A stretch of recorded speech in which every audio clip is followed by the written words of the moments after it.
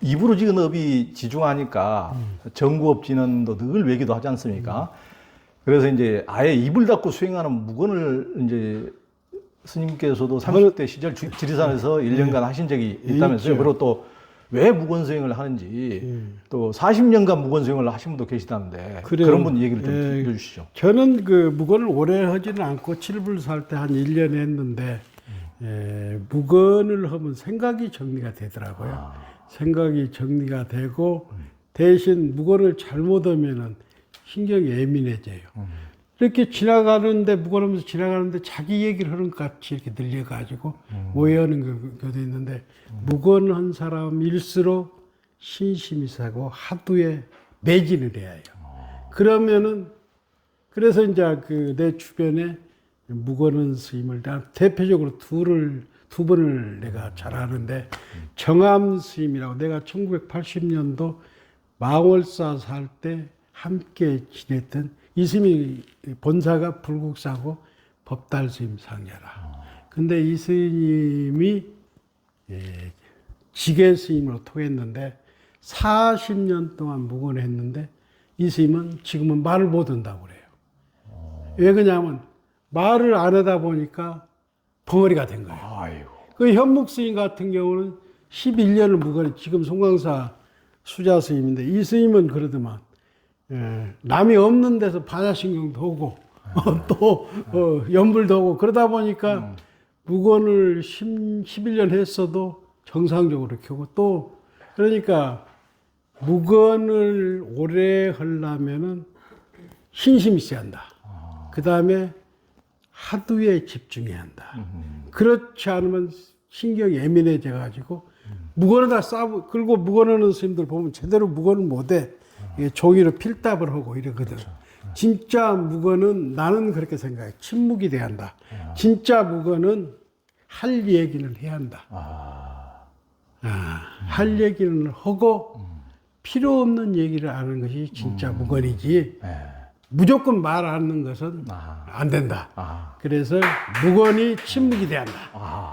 저는 그렇게 생각해요. 그래서 말을 아끼고 필요 없는 얘기를 안 했을 때는 그것이 침묵이 돼서 그분의 수행이 더 깊어지고 또 존경을 받게 돼요. 말하다 오래 하다 보면 쓸데없는 소리 하잖아요. 나보고 흉보고. 참으로 무건이 더 승화돼서 침묵이 돼야 한다. 할 얘기는 하되 말을 아껴야 한다. 그렇게 생각합니다. 그러니까 우리 보살님이 갑자기 박수를 치셔가지고 깜짝 놀랐는데 어느 스님들한테 진짜 꼭 할 얘기는 안 하고 쓸데없는 말씀을 많이 하셔가지고 힘드셨던 모양이에요. 박수를. 할 얘기는 꼭 해야 되고 안 할 얘기들을 하지 말아야 할 얘기 안 하면 비굴하잖아요. 그러니까요. 대중이 잘못 가고 있는데도 자기 몸보신을 얘기해서 안 하면 됩니까? 그러니까. 그래서 법정스님 같은 경우도 할 얘기는 했잖아요. 그러니까. 할 얘기는 해야 합니다. 그 스님이 이제 안거해제 때 그 스스로 잘못을 고백하고 참회하는 자자를 이제 이 책에서도 그렇죠. 소개해 주셨는데요. 선방에서도 그렇고 법문사 같은 대중 사찰에서도 많은 대중들이 함께 살다 보면 이제 허물들이 드러나게 마련이고 또 남의 허물을 지적하고 또 지적당하면 소가리도 하고 그러는데 이런 갈등을 어떻게 해소하고 화해하느냐가 이제 가장 중요한 문제가 되는데요. 어떻게 해야 승가 공동체 혹은 승가 제가 공동체가 화합할 수 있겠습니까? 그래서 지금 예전에는 보통 해제 하루 전에 쉽게 말해서 여름 안거 때는 7월 14일 날 저녁에 자자를 합니다. 자자는 무슨 얘기냐면 석 달 동안 대중과 생활을 하면서 보고 듣고 잘못한 것을 대중에게 고백하고 또 대중 스님이 지적해 달라 그런 거예요. 그래서 우리 이제 초창기 때 보면 80년도 초 이렇게 보면은 자잘하다가 싸움 나는 경우가 많아요. 왜 그러냐면 지적해주면 그걸 받아들여야 하는데 신심이 없다 보니까 싸움이 나요. 그래서 대개 요즘은 지적은 않고 제가 한철 동안 살면서 대중에게 이러이런 잘못을 했습니다 하고 참여하는 경우가 많아. 그 남의 지적은 지금은 생각하고 있죠. 근데 지적을 해줘야 합니다. 그리고 잘못한 것을 참여하고 다시는 이렇게 안 하겠습니다 하고 대중한테 지적해더라고 이 얘기를 하는 거예요. 그럼 대중은 지적해야 하는데 지적을 못 하더라고. 무서워서 지적 못하죠. 싸움이 벌어지니까. 그래서 이런 자자가 여법하게 활성화돼야 한다. 활성화되고 또 우리 스님들만 할 것이 아니라 보살선방에도 자자를 해서 그래야 개선이 되잖아. 그래서 지금은 이렇게 잘못 사는 사람들은 인터넷 컴퓨터가 있잖아. 그래가지고 여기서 퇴출 당하면 다른 데서 안 받습니다. 그래서 굉장히 개인적으로는 잘 삽니다. 공동체에는 지금 문제가 있는데 개인적으로는 그런 대로 잘 살아요. 그래서 우리 같은 경우는 이제 입성심이 새로 와서 자자에도 하지만 포살도 하고 또 우리 저 비국의 계본도 있죠. 그래서 우리는 이런 도시 사찰에 살지만은 옛날 해인사 성철 스님을 모시고 샀던 그런 법을 여법하게 더 하려고 지금 대충 끝내잖아요. 그래서 우리 보문선언은 대중들이 사시에 와서 축원도 하고 또 큰 제가 있으면 여법하게 가서 금강경도 읽어주고 그래서 이 도시 사찰에서는 보여줘야 합니다. 보여주어서 그런 어떤 여법한 의식이 결국에 신신나게 하잖아요. 저희들이 얼마 전에 가사불사 했는데 스님들도 많이 오셨지만 옛날 전통 고유 방식으로 가사불사를 해약을 하니까 굉장히 신심이 났다고 그래요. 그리고 우리 자자의 모습을 유튜브나 인터넷으로 밴드로 이렇게 올려놓으니까 그 자자의 모습을 보고 여러 사람들이 방불을 들었어. 5, 6분이. 그래서 승가의 어떤 수행 그런 모습들도 때로는 바깥으로 보여줘야 한다. 보여줘. 예, 저 같은 경우도 여기도 보문사도 우리 돌아가신 은사 스님께서 이렇게 장학제도를 오랫동안 했는데 은사 스님은 이것을 발표를 안 했어요. 왜 그러냐면 부처님은 아무리 많은 걸 보시해도 사기 없이 했잖아요. 그러다 보니까 은사 스님은 부처님 법을 따라 보문사서 뭐 하는 건지 몰라요. 그래서 저도 이제 주지를 맡아서 처음에는 그렇게 하다가 세상이 지금 열려버렸잖아요. 그러다 보니까 지금은 장학금을 줘도 인터넷이나 유튜브에 올리고 그것을 실질적으로 주는 것을 유튜브에 나오니까 장학금도 이렇게 들어오고 그래서 지금은 그런 것들도 절에 잘하는 부분도 홍보다든가 소개를 해야 한다. 그래서 장학금을 보문사에 주는구나. 그러다 보니까 후원자들이 나타나잖아요. 그래서 그 자자이다든가 포살이다든가 이런 것들도 세상에서 보기 어렵지 않은 볼자들 그것도 인터넷을 통해서 유튜브를 통해서 사진을 통해서 올려야 한다. 뭐 저 실감을 합니다. 그런 것들. 그래서 우리 입성스님이 잘해요 그걸 또. 그 스님은 이제 평생 생사를 넘고 해탈을 얻기 위해서 수행 정진해 오셨는데요. 이 책에서도 소개한 성철 스님과 향곡 스님 일화도 소개해 주시고 스님께서 선방에서 직접 본 법거량이나 깨달은 이 안목을 좀 소개를 해 주시죠. 네, 그거 소개하겠죠. 제가 뭐 향곡 스님 같은 경우는 제가 78년도에 돌아가셨는데 그때가 제가 출가했을 때죠. 그리고 79년도 일주기 때 큰 스님들 법거량을 제가 봤어요. 일주기 때 법사로 누가 오셨냐면 불국사 조실했던 월산 스님이 그때 향곡 스님 비제막식을 했거든요. 그때 법문을 했어요. 왜 월산 스님이 아시지만 인물이 잘생겼죠. 헌칠하죠. 그런데 월산 스님이 턱 법상에 올라가되 주장자를 텅 치면서 법문하는 거예요. 향곡 스님,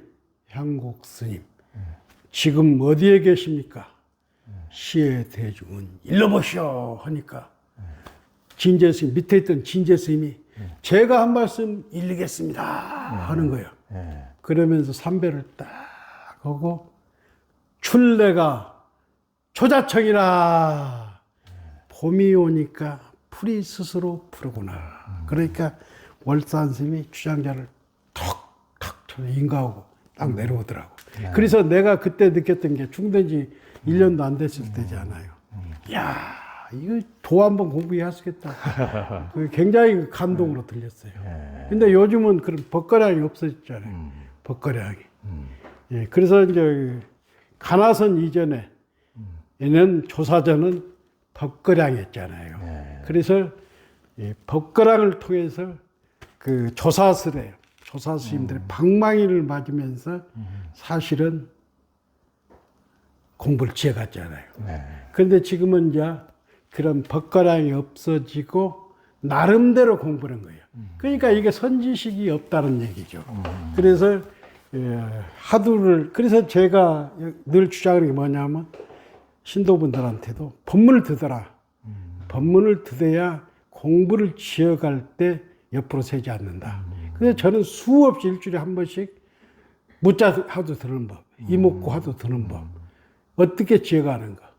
그 다음에 공부에 마장이 왔을 때 어떻게 대처하는 방법, 이런 것들을 수없이 지금 가르치고 있습니다. 그러다 보니까 20, 30명 보살님들은 두 철을 공부를 가르치니까 자리가 잡힌 거예요.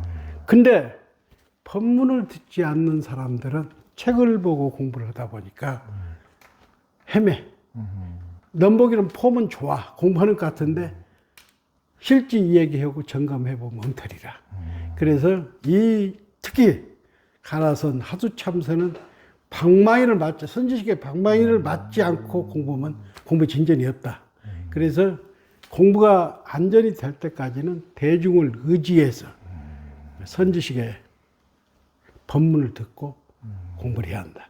그리고 설사 공부가 됐더라도 대중의 경계를, 그러니까 해인사 같은데 이런 데 전에 살아도 항상 대중의 감시를 받으면서 공부를 해야 한다. 그러니까 고스님 같은 경우도 가까이서 살 때 서암이라는 데 살았잖아요. 서암. 서암. 저도 2년 거기서 이제 입성을 모시고 살았는데 서암에 살았는데 항상 고스님이 뭐 하는 걸 알아. 그러니까 밤에 손님이 오면 보내하고. 이게 항상 수행자는 대중의 감시를 안 받으면은 이건 내도로 떨어지기가 십상이라. 그래 성철 스님도 주장하는 게 바로 토굴에 살더라도 항상 대중의 감시를 대중의 경계 속에 살아야 한다. 하물며 속인들이 공부하는데 선지식의 방망이를 맞지 않고 법문을 듣지 않는 공부는 제대로 갈 수가 없다. 법문 듣고 공부하는 사람은 벌써 달라. 벌써 달라. 그렇죠? 네. 다 다르다. 아유, 뭐 보문 선언의 제가 수자들은 그 제가 수자들. 그 법문을 들으면 달라져요. 아주 스님 법문이 최고시라는데요. 내가 있으니 그러겠지.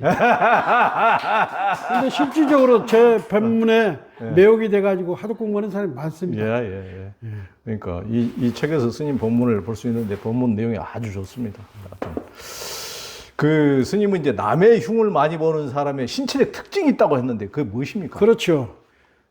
자세가 바르고 허리가 딱 서짓고 그 다음에 늘 청정한 산맥 속에 사는 사람 남의 흉이라고 합니다. 근데 틀어진다든가 이렇게 자세가 바르지 않는 사람은 삐딱해 볼 수뿐이 없어. 내 마음이, 내 육체가 삐딱해 했는데 내 아래아시까지도 삐딱한 거예요. 그렇기 때문에 늘 바른 자세, 걷는 것도 그렇고 앉아있는 것도 그렇고 말할 때, 밥을 먹을 때 그렇고. 그래서 우리는 도시 사찰에 살아도 법공양을 하잖아요. 공양할 때 보면 말도 많고 망상을 많이 피우잖아요. 그래서 딱 죽비치고 우리 보살님들이나 우리 스님들은 여기서는 법공양을 합니다. 그래서 항상 하두가 있고 자세가 바르면은 남의 장점을 보지 허물을 안 봅니다. 그래서 자세가 굉장히 중요합니다. 어느 절에서 공부하느냐도 중요하고 어느 스승을 모시냐에 따라서 달라집니다. 그래서 바른 자세는 바른 영혼을 만들고 그것이 바른 실천으로 출현되게 돼 있죠. 그러니까 스님이 그 말씀 듣고 지금 허리를 제가 고추 세고 있습니다. 남의 흉을 안 보는 사람으로 이렇게 보이려고. 하여튼 그 말씀 맞는 것 같아요. 하여튼 허리가 이렇게 척추가 바로 서야 네. 이게 호흡이 좋은 기운이 딱 이제 스며들고 이게 꾸정하게 있으면 제대로 기운이 이제 삐딱이 보면 돼. 호흡이 안 되지. 호흡이 제대로 여기서 딱 막히니까 하여튼 건강에도 안 좋고 네. 평정심을 갖기도 어렵죠. 하여튼